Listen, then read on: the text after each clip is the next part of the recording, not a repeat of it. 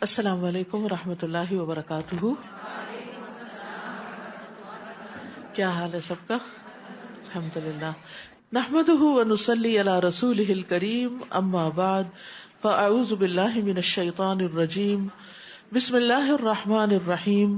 رب اشرح لی صدری ویسر لی امری واحلل عقدۃ من لسانی یفقہوا قولی. طالب علم کے لیے مرحبا، ویلکم. صفوان بن اسال کہتے ہیں کہ میں نبی صلی اللہ علیہ وسلم کی خدمت میں حاضر ہوا اور آپ صلی اللہ علیہ وسلم اس وقت مسجد میں سرخ چادر سے سہارا لیے ہوئے تشریف رکھتے تھے. بس میں نے عرض کیا، یا رسول اللہ، میں طلب علم کے لیے حاضر ہوا ہوں. یعنی میں نے اپنے آنے کا مقصد بتایا. رسول اللہ صلی اللہ علیہ وسلم نے فرمایا، مرحبا ہے طالب علم کے لیے، ویلکم. بے شک طالب علم کو فرشتے اپنے پروں سے ڈھک لیتے ہیں اور ایک دوسرے پر ہجوم کرتے ہیں یہاں تک کہ آسمانی دنیا تک پہنچ جاتے ہیں اس چیز کی محبت کی وجہ سے جس کو وہ طلب کرتا ہے.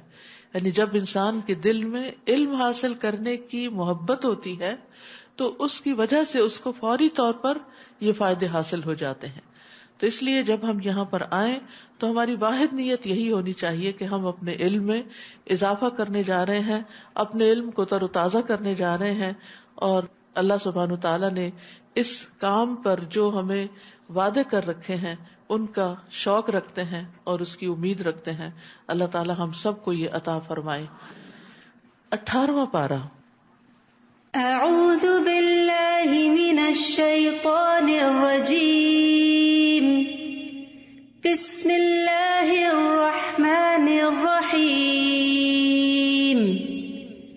قد افلح المؤمنون الذین هم فی صلاتهم خاشعون والذین هم عن اللغو معرضون والذین هم للزکاة فاعلون. شروع کرتی ہوں اللہ کے نام سے جو بے انتہا مہربان نہایت رحم فرمانے والا ہے. قد افلح المؤمنون، ایماندار لوگ کامیاب ہو گئے، ایمان والے کامیاب ہو گئے. ایمان والوں کے لیے کون سی کامیابی ہے؟ جنت کی کامیابی ہے. ان کا آخری ٹھکانہ، ان کی ہمیشہ کی زندگی بہت مزے میں ہوگی. نبی صلی اللہ علیہ وسلم نے فرمایا، اللہ تبارک و تعالی نے جنت کو پیدا کیا. تعمیر کا انداز یہ تھا کہ ایک اینٹ سونے کی تھی، ایک اینٹ چاندی کی تھی اور گارا کستوری کا تھا. پھر اللہ تعالیٰ نے اسے کہا کلام کر، یعنی بات کرو. تو اس نے کہا قد افلح المؤمنون، یقیناً کامیاب ہو گئے مومن. فرشتوں نے کہا اے جنت تیرے لیے خوشخبری ہو، تو بادشاہوں کا ٹھکانہ ہے. یعنی ایک شخص دنیا میں اگر انتہائی غربت اور قسم پرسی کے عالم میں بھی زندگی بسر کر رہا ہے لیکن اس کے اندر ایمان ہے اور ایمان والوں کی خصوصیات ہیں تو جنت اس کے لیے ہے اور جنت میں وہ بادشاہوں کی طرح رہے گا. کون ہے یہ ایمان والے؟ الذین هم فی صلاتهم خاشعون، وہ جو اپنی نمازوں میں خشوع اختیار کرتے ہیں، عاجزی اختیار کرتے ہیں. خشوع ایسی کیفیت کا نام ہے کہ انسان کے دل کے اندر عاجزی اور انکساری کا احساس ہو کہ میں اپنے رب کے سامنے کھڑا ہوں، اور اس وجہ سے اس کے سارے اعضاء بھی پرسکون ہو. یعنی اندر بھی سکون ہو اور باہر بھی سکون ہو. خشوع میں عام طور پر یہ سمجھا جاتا ہے کہ شاید بہت روتے ہوئے نماز پڑھنا خشوع ہے. رونا ہی خشوع نہیں، وہ بھی ایک پارٹ ہے، لیکن اصل چیز ہے دل کا حاضر ہونا، دل کا متوجہ ہونا اور اعضاء کا پرسکون ہونا. ایک چیز باطن سے تعلق رکھتی ہے اور ایک ظاہر سے تعلق رکھتی ہے. ظاہر میں انسان حرکت کثیر نہ کرے، بار بار چیزوں کو ادھر ادھر نہ کرے. مثلاً بعض لوگ نماز میں روتے ہیں تو اپنے ساتھ ٹیشو رکھ لیتے ہیں، تو میں نے دیکھا ہے کہ وہ ٹیشو کو ہاتھ میں پکڑ کے نماز پڑھ رہے ہوتے ہیں. یہ اس کے خلاف ہے. اور اسی طرح دو ہاتھوں سے حرکت نہ کریں. جیسے کوئی چیز اگر آپ کو مجبوراً اٹھانی پڑی، رکھنی پڑی، ٹیشو بھی لینا پڑا تو اس کو دو ہاتھوں سے نہ کھولیں. یعنی بس جس طرح ہے ایک ہاتھ سے ہی استعمال کریں. پھر اسی طرح بار بار کپڑے سنوارنا، آگے پیچھے کرنا، آگے اگر چادر پہ نماز پڑھے تو اس کی کریزیں درست کرنا، یہ ساری چیزیں خشوع کے خلاف ہیں. خشوع میں بھرپور توجہ اللہ سبحانہ تعالیٰ کی طرف رہنی چاہیے، یعنی دل نماز میں متوجہ ہو اور جو کچھ ہم کہہ رہے ہوں ذہنی طور پر بھی حاضر ہوں، اور اس بات کا احساس غالب رہے کہ میں اللہ رب العزت کے سامنے کھڑا ہوں اور اپنے رب سے سرگوشیاں کر رہا ہوں۔ نماز خشوع کے بغیر ایسی ہی ہے جیسا کہ روح کے بغیر جسم، یعنی ایک لاشا سا ہے، ایک ڈھانچہ سا ہے جس کے اندر کوئی جان نہیں اگر نماز کے اندر خشوع نہ ہو۔ تو انسان کے سارے اعضاء میں خشوع ہونا چاہیے، انکلوڈنگ ہز ہارٹ، یعنی دل کا خشوع یہ ہے کہ انسان اللہ کی طرف متوجہ ہو، ہاتھ پاؤں کا خشوع یہ ہے کہ انسان اپنی حرکتوں کو کم رکھے۔ جو خشوع سے نماز پڑھتا ہے اس سے اللہ کا وعدہ ہے کہ اللہ تعالیٰ اس کی بخشش فرمائے گا، اور جو ایسا نہیں کرے گا اس کے لیے اللہ کا کوئی وعدہ نہیں، اگر چاہے تو بخش دے، اگر چاہے تو عذاب دے۔ خشوع جنت کو واجب کرنے والا عمل ہے۔ رسول اللہ صلی اللہ علیہ وسلم نے فرمایا، جو شخص اچھی طرح وضو کرے پھر خشوع و خضوع کے ساتھ متوجہ ہو کر 2 رکعت نماز ادا کرے تو اس کے لیے جنت واجب ہو جائے گی۔ یعنی یہ اگرچہ بہت مشکل کام ہے لیکن جو اس کے کرنے میں کامیاب ہو جائے وہ پھر کامیاب ہی کامیاب ہے۔ نماز کا اجر خشوع کے حساب سے ہی ملتا ہے۔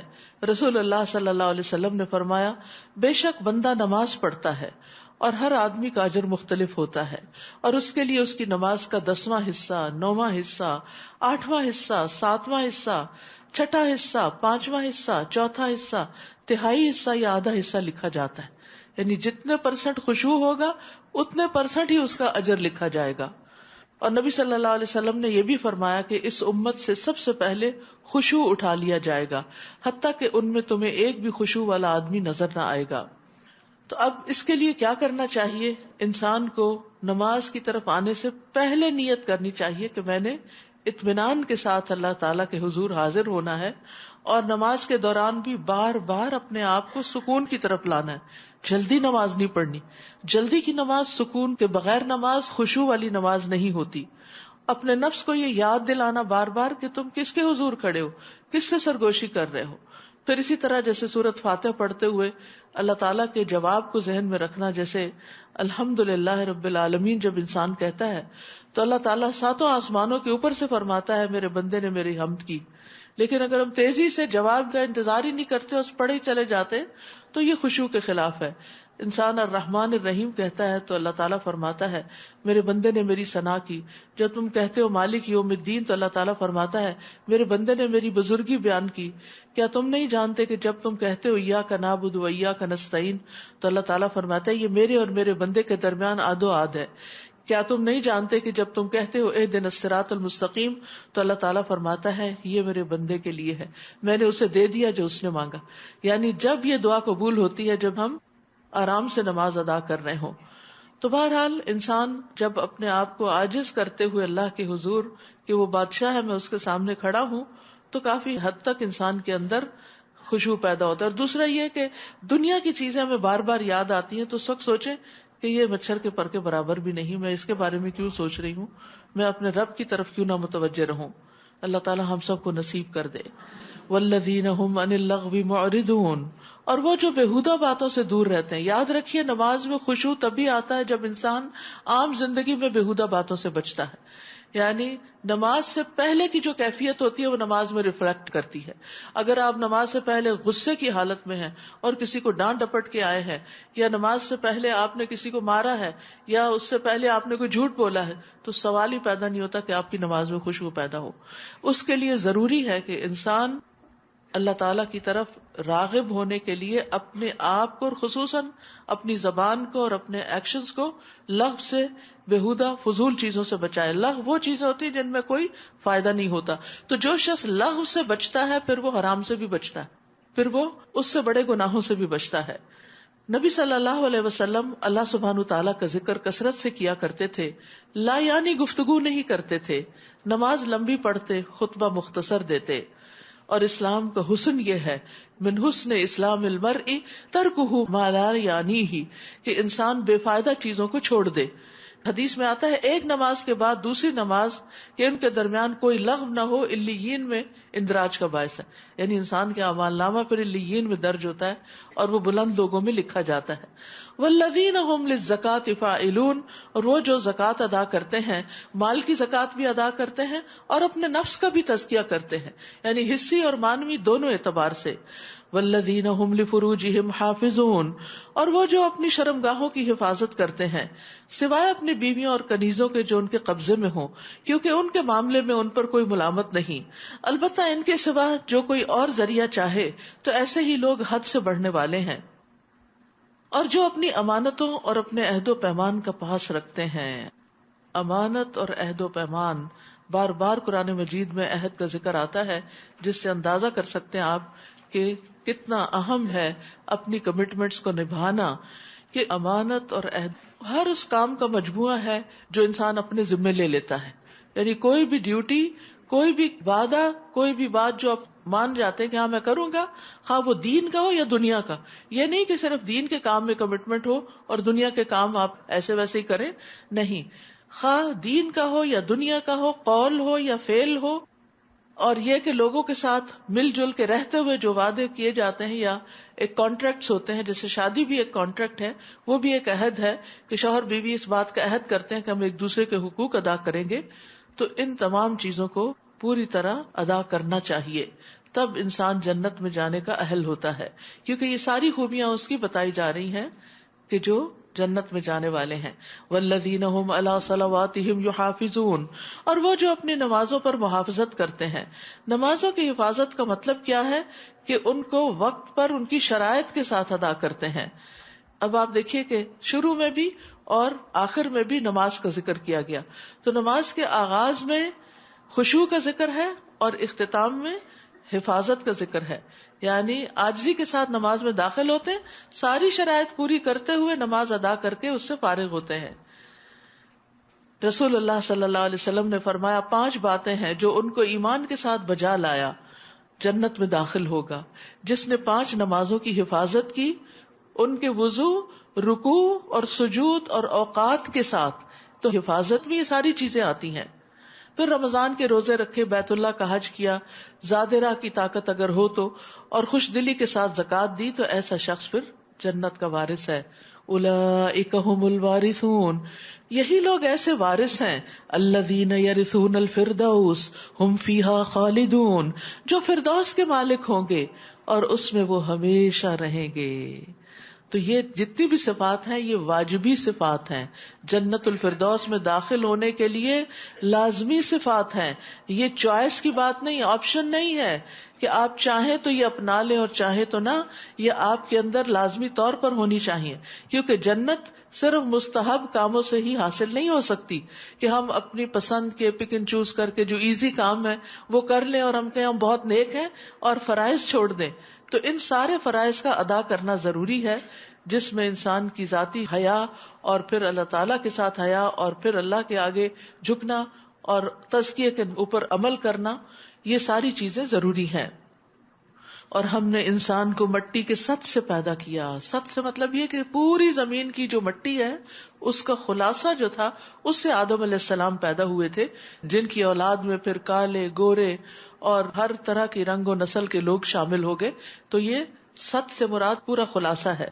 پھر ہم نے اسے ایک محفوظ مقام رحم مادر میں نطفہ بنا کر رکھا، پھر نطفہ کو لوتھڑا بنایا، پھر لوتھڑے کو بوٹی بنایا، پھر بوٹی کو ہڈیاں بنایا، پھر ہڈیوں پر گوشت چڑھایا، پھر ہم نے اسے ایک اور ہی مخلوق بنا کر پیدا کر دیا. بس بڑا بابرکت ہے اللہ جو سب بنانے والوں سے بہتر بنانے والا ہے. یعنی آدم علیہ السلام کی تخلیق کے بعد پھر انسان کی تخلیق کے یہ مراحل ہیں جن کا یہاں پر ذکر کیا گیا ہے کہ نطفہ اور پھر علقہ اور پھر مضغہ اور پھر ہڈیاں اور پھر ہڈیوں پہ گوشت. یہ سب کچھ ماں کے پیٹ کے اندر اللہ کی قدرت کے ساتھ انجام پاتا ہے. ثم انکم بعد ذلک لمیتون، پھر اس کے بعد تمہیں ضرور مرنا ہوگا، پھر یقیناً تم قیامت کے دن دوبارہ اٹھائے جاؤ گے.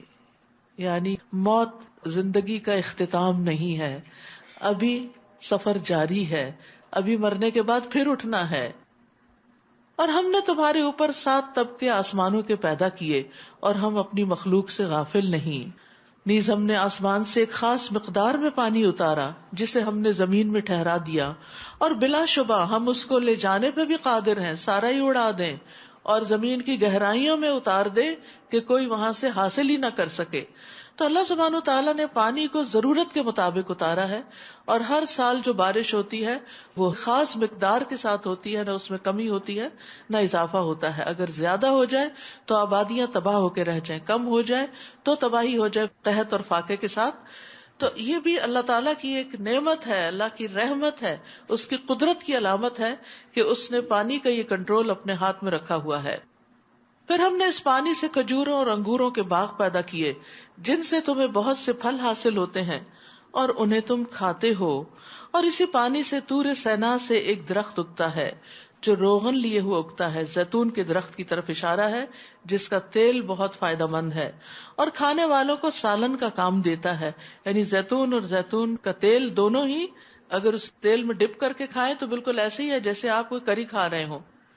وَإِنَّ لَكُمْ فِي الْأَنْعَامِ لَعِبْرَةً، نیز تمہارے لیے چوپایوں میں بھی عبرت کا سامان ہے، جو کچھ ان کے پیٹوں میں ہوتا ہے اس میں سے ایک چیز دودھ ہم تمہیں پلاتے ہیں، اور ان سے تمہیں اور بھی بہت سے فوائد حاصل ہوتے ہیں، اور ان میں سے بعض کو تم کھاتے بھی ہو۔ وَعَلَيْهَا، ان چوپایوں پر، وَعَلَى الْفُلْكِ تُحْمَلُونَ، اور کشتیوں پر تم سوار بھی ہوا کرتے ہو۔ یعنی اللہ تعالیٰ نے دوہرے دوہرے فائدے تمہارے لیے رکھے کہ یہ جانور تمہارے لیے جہاں کھانے پینے کا سامان فراہم کرتے ہیں، گوشت اور دودھ، وہاں تمہاری سواری کے بھی کام آتے ہیں، جیسے اونٹ ہے، بیل ہے۔ وَلَقَدْ أَرْسَلْنَا نُوحًا إِلَىٰ قَوْمِهِ، ہم نے نوح علیہ السلام کو اس کی قوم کی طرف بھیجا تو اس نے کہا، اے میری قوم، اللہ کی عبادت کرو جس کے بغیر تمہارا کوئی الہ نہیں، کیا تم ڈرتے نہیں؟ اس کی قوم کے جن سرداروں نے ماننے سے انکار کیا تھا وہ کہنے لگے، یہ تو ہمارے ہی جیسا انسان ہے جو چاہتا ہے کہ تم پر برتری حاصل کرے، اور اگر اللہ چاہتا تو فرشتے نازل کرتا۔ یہ بات تو ہم نے اپنے آباء و اجداد کے وقتوں میں کبھی سنی ہی نہیں، یعنی من گھڑت باتیں، یعنی وہ بات نہیں ماننی جو پیغمبر خود بتا رہے ہیں اور خود سے ہی ان کے بارے میں آراء قائم کر لی۔ وہ تو ایسا آدمی ہے جسے جنون لاحق ہو گیا ہے، لہٰذا کچھ مدت اور انتظار کرو، شاید کہ وہ ٹھیک ہو جائے۔ انہی کی بات میں کنٹراڈکشن ہے، یعنی پہلے بتا رہے ہیں کہ وہ تو یہ بھی چاہتا ہے اور یہ بھی چاہتا ہے اور یہ بھی چاہتا ہے، اس کا مطلب بہت سمارٹ انسان ہے جو اپنے لیے بہت سی چیزیں چاہتا ہے، اور پھر خود ہی جھٹلا رہے ہیں کہ اس کو تو جنون لاحق ہے۔ تو جسے جنون لاحق ہو وہ اتنی سمجھداری کے فیصلے تو نہیں کرتا۔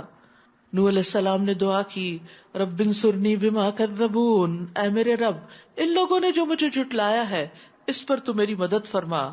تب ہم نے نوح کی طرف وحی کی کہ ہماری نگرانی میں اور ہماری ہدایات کے مطابق ایک کشتی بناؤ، پھر جب عذاب کے لیے ہمارا حکم آ جائے اور تنور ابلنے لگے تو ہر قسم کے جوڑے سے 2 نر اور مادہ اس کشتی میں بٹھا لینا، اور اپنے گھر والوں کو بھی سوائے ان کے جن کے خلاف پہلے فیصلہ صادر ہو چکا، اور جن لوگوں نے ظلم کیا ہے ان کے بارے میں مجھ سے بات نہ کرنا، کیونکہ وہ غرق ہو کر ہی رہیں گے۔ پھر جب تم اور جو تمہارے ہمراہ ہوں کشتی میں جم کر بیٹھ جاؤ تو کہنا، سب تعریف اللہ کے لیے ہے جس نے ہمیں ظالم لوگوں سے نجات دی، الحمدللہ الذی نجانا من القوم الظالمین۔ تو دشمن کے نقصان پہنچنے سے سلامتی ملنے پر بھی اللہ کا شکر ادا کرنا چاہیے۔ وَقُلْ رَبِّ أَنزِلْنِي مُنزَلًا مُبَارَكًا وَأَنْتَ خَيْرُ الْمُنزِلِينَ، اور یہ بھی کہنا، میرے رب مجھے برکت والی جگہ اتار۔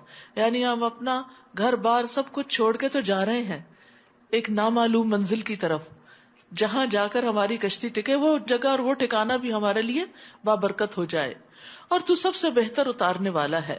تو یہ منزل پر اترتے وقت کی دعا ہے۔ آپ کسی جگہ ٹریول کر کے جائیں، مثلا یہاں پر آتے ہیں، داخل ہوتے وقت یہ پڑھ سکتے ہیں۔ کسی بھی نئی جگہ پر جب آپ جاتے ہیں، ایون اپنے گھر بھی جاتے ہیں تو برکت کی دعا کر سکتے ہیں۔ ان فی ذلک لآیات وان کنا لمبتلین، اس واقعے میں کئی نشانیاں ہیں اور آزمائش تو ہم کر کے ہی رہتے ہیں۔ پھر ان کے بعد ہم نے ایک اور نسل کو پیدا کیا، اس کا نام یہاں نہیں لیا گیا، لیکن آپ کے بعد جو بھی قومیں آئیں ان کی طرف اشارہ ہے۔ تو ان کی طرف انہی میں سے ایک رسول بھیجا جس نے انہیں کہا کہ اللہ کی عبادت کرو جس کے سوا تمہارا کوئی الہ نہیں، کیا تم ڈرتے نہیں؟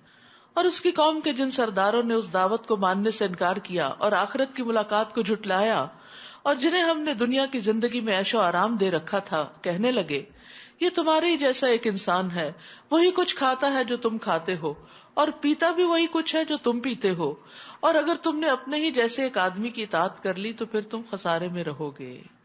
اب انہیں شیطان نے ایک اور بات سجھا دی کہ چونکہ تمہارے جیسا انسان ہے اس لیے اس کی بات نہ مانو۔ حالانکہ زندگی میں انسان بہت مقامات پر ہر چیز صرف اپنی مرضی سے نہیں کرتا۔ مثلاً آپ بیمار ہیں تو کس کی بات مانتے ہیں؟ ڈاکٹر کی بات مانتے ہیں۔ اسی طرح مختلف طرح کے لوگ جن کو اللہ نے علم دے رکھا ہوتا ہے، جب آپ کو اس کے مطابق کوئی حاجت پیش آتی ہے تو اس سے مشورہ لیتے۔ اب تو آپ دیکھیں کنسلٹنسی کی کتنی فیس ہے، اور یہ باقاعدہ ایک پیشہ بن گیا ہے کہ لوگوں کو مختلف کاموں میں، جابز میں، پروفیشنز میں بہتر کرنے کا، بزنس میں بہتر کرنے کا مشورہ دینا، اور اس مشورے کی بڑی قیمت ہوتی۔ تو اسی طرح جس پر اللہ کی طرف سے وحی آتی ہو، انسان اسی کی بات کو نہ مانے، یہ کہہ کر ایک فضول سی دلیل دے کے کہ چونکہ یہ تمہاری طرح کا کھانا پینا کرتا ہے اس لیے اس کی بات مت سنو، اور اگر تم نے اپنے ہی جیسے ایک آدمی کی اطاعت کر لی تو پھر تم خسارے میں ہی رہے۔ کیا تمہیں وہ یہ کہتا ہے کہ جب تم مر جاؤ گے اور مٹی اور ہڈیاں بن جاؤ گے تو تم دوبارہ اٹھائے جاؤ گے؟ یعنی آخرت پر یقین نہیں رکھتے تھے، یہ ان کے لیے بڑی اچنبے کی بات تھی۔ یہ بات تو بعد از عقل اور بعید از قیاس ہے جس کا تمہیں وعدہ دیا جا رہا ہے۔ زندگی تو بس یہی دنیا کی زندگی ہے، ہم مرتے ہیں اور جیتے ہیں، اور ہم ہرگز اٹھائے نہیں جائیں گے۔ اور آج بھی یہ سوچ بہت پائی جاتی ہے کہ بس زندگی یہی دنیا کی زندگی ہے، مرنے کے بعد دوبارہ کوئی جی نہیں اٹھے گا۔ یہ ایک ایسا آدمی ہے جس نے اللہ پر جھوٹ باندھا ہے، اور کبھی ہم اس کی بات نہیں مانیں گے۔ اس رسول نے دعا کی، رب انصرنی بما کذبون، اے رب ان لوگوں نے جو مجھے جھٹلایا ہے تو اس پر میری مدد فرما۔ اللہ تعالیٰ نے فرمایا تھوڑے ہی عرصے بعد یہ اپنے کیے پہ پچھتانے لگیں گے۔ چنانچہ ٹھیک حق کے مطابق ایک ہیبت ناک چیخ نے انہیں آ لیا تو ہم نے انہیں خس و خاشاک بنا کے رکھ دیا، سو ظالم لوگوں کے لیے پھٹکار ہی پھٹکار ہے۔ پھر ان کے بعد ہم نے کئی اور قومیں پیدا کی، کوئی بھی قوم نہ اپنے وقت سے پہلے ختم ہوئی اور نہ اس وقت کے بعد ٹھہر سکی۔ پھر اس کے بعد ہم نے پے در پے اپنے رسول بھیجے، جب بھی کسی قوم کے پاس اس کا رسول آتا تو وہ اسے جھٹلا دیتے، تو ہم ایک قوم کے بعد دوسری قوم کو ہلاک کرتے رہے تاکہ انہیں افسانے بنا دیا۔ سو ان لوگوں پر پھٹکار ہو جو ایمان نہیں لاتے۔ پھر ہم نے موسیٰ اور اس کے بھائی ہارون کو معجزے اور روشن دلیل دے کے بھیجا فرعون اور اس کے سرداروں کی طرف، تو وہ اکڑ گئے اور وہ تھے ہی سرکش لوگ۔ کہنے لگے کیا ہم اپنے ہی 2 آدمیوں پر ایمان لائیں جبکہ ان کی قوم ہماری غلام ہے؟ وہاں کھانے پینے کا ایشو تھا، یہاں غلامی کا آ گیا کہ ان کی قوم چونکہ ہماری غلام ہے اس لیے ہم ان کی بات نہیں مانیں گے۔ تو یہ بودھی دلیلیں ہیں کسی کی بات نہ سننے کی۔ یعنی جب انسان اپنی خواہشات پہ عمل کرنا چاہتا ہے تو حق بات کرنے والے کے بارے میں کوئی نہ کوئی ایسی بات نکال لیتا ہے کہ جس سے اس کی بات ہی کو رد کر دیا جائے، تاکہ اپنے آپ کو جسٹیفائی کر سکے کہ ہم اس لیے اس کی بات نہیں مان رہے۔ سوچنا یہ چاہیے کہ کسی بھی انسان کی جو مخلص ہو کر آپ کو کوئی حق کی بات کر رہا ہو، نصیحت کر رہا ہو، اور آپ سمجھ بھی رہے ہو کہ یہ بات صحیح کر رہا ہے، لیکن آپ صرف کسی خود ساختہ ریزن کی بنا پر اس کو جھٹلا دیں، اس کی بات کو جھٹلا دیں، تو اس کا کوئی نقصان نہیں ہوگا، یہ جھٹلانے والے کا ہی ہوگا۔ چنانچہ انہوں نے ان دونوں کو جھٹلا دیا تو وہ بھی ہلاک ہونے والوں میں شامل ہو گئے۔ اور ہم نے موسیٰ کو کتاب اس لیے دی تھی کہ لوگ اس سے رہنمائی حاصل کریں، اور ہم نے عیسیٰ ابن مریم کو اور اس کی والدہ کو ایک نشانی بنایا اور ایک ایسے ٹیلے پر جگہ دی جو اطمینان بخش تھی، اور وہاں چشمہ بھی موجود تھا۔ یعنی خاص طور پر ان پر جو انعامات کیے ان کا بھی ذکر ہے یہاں۔ یا ایھا الرسل، سب رسولوں کا ذکر کر کے اجمالی طور پر، مختصر طور پر، پھر سب کو خطاب ہے۔ کلوا من الطیبات واعملوا صالحا انی بما تعملون علیم۔ سارے پیغمبروں کو یہ ہدایت کی گئی، کیا؟ اے پیغمبروں کی جماعت، پاکیزہ چیزیں کھاؤ اور نیک اعمال کرو، اور جو کچھ تم کر رہے ہو اسے میں خوب جانتا ہوں۔ یاد رکھیے رزق حلال نیک کاموں میں مددگار ہوتا ہے۔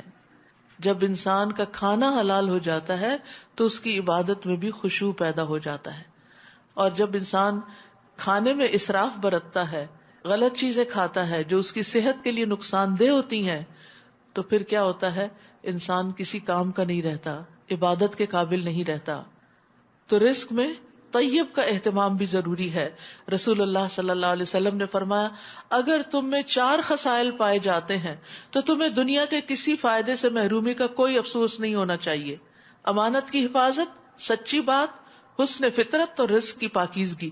یعنی اگر رزق پاک ہو تو پھر تم فکر نہ کرو، بہت بڑا مارکا ہے یا بہت بڑی تم نے ایک چیز اکمپلش کر لی ہے اور بہت بڑے امتحان میں کامیاب ہو گئے ہو. کیونکہ انسان اپنی کمائی کا ایک بڑا حصہ کھانے پر ہی استعمال کرتا ہے. لباس تو سال میں 1-8 دفعہ بنتا ہے، یا اسی طرح باقی کوئی آپ چیزیں مہینے میں قسط پے کرتے ہیں، کوئی 6 مہینے میں کرتے ہیں. لیکن کھانا تو روز کا کام ہے، کھانے پر تو ڈیلی سپینڈ کر رہے ہوتے ہیں. تو جس شخص کا کھانا پاک ہو گیا اس کی باقی زندگی بھی اچھی ہو جائے گی. صحابہ کرام ہر ممکن حد تک حرام چیز سے بچتے تھے. نبی صلی اللہ علیہ وسلم بھی بعض اوقات کھانے کی تحقیق کرتے تھے کہ یہ کہاں سے آیا ہے، کیا حلال ہے یا نہیں. وَإِنَّ هَذِهِ أُمَّتُكُمْ أُمَّةً وَاحِدَةً وَأَنَا رَبُّكُمْ فَاتَّقُونِ. اور یہ تمہاری امت ایک ہی امت ہے اور میں تمہارا رب ہوں، لہٰذا مجھی سے ڈرو. پھر لوگوں نے اپنے دین کے کام کو آپس میں ٹکڑے ٹکڑے کر لیا. ہر گروہ کے پاس جو کچھ ہے وہ اس میں مگن ہے، یعنی پک اینڈ چوز کر کے اپنی مرضی اور پسند کی چیزیں اختیار کر لی اور اس پر راضی اور خوش ہو گئے. لہٰذا ان کا قصہ چھوڑو کہ وہ ایک خاص وقت تک اپنی اس مدہوشی میں پڑے رہیں. کیا وہ یہ خیال کرتے ہیں کہ ہم جو انہیں مال اور اولاد دیے جا رہے ہیں تو ہم انہیں بھلائیاں دینے میں جلدی کر رہے ہیں؟ معاملہ یوں نہیں، بلکہ اصل بات کا انہیں شعور ہی نہیں.